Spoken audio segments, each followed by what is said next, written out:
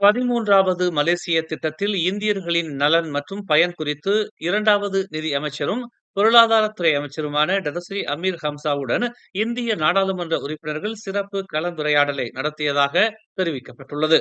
இச்சந்திப்பில் Klang நாடாளுமன்ற உறுப்பினர் Ganapathi Rao, Jelutong நாடாளுமன்ற உறுப்பினர் RS ராயர், பத்து நாடாளுமன்ற உறுப்பினர் பிரபாகரன், சிகாமட் நாடாளுமன்ற உறுப்பினர் யுனேஸ்வரன் ஆகியோர் பங்கேற்றதாக தெரிய வந்துள்ளது.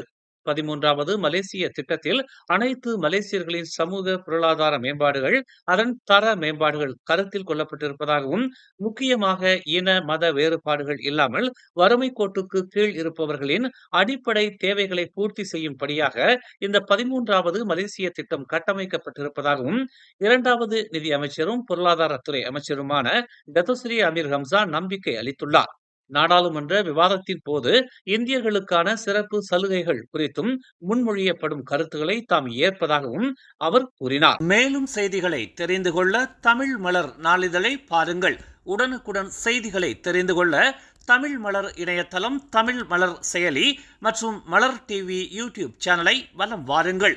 எங்களோடு இணைந்திருக்க மலர் டிவியை பதிவு செய்து கொள்ளுங்கள். உறவுகள் மகிழ்ந்திட விருப்பம் மற்றும் பகிர்வு சேவையை சொடுக்கிடுங்கள்.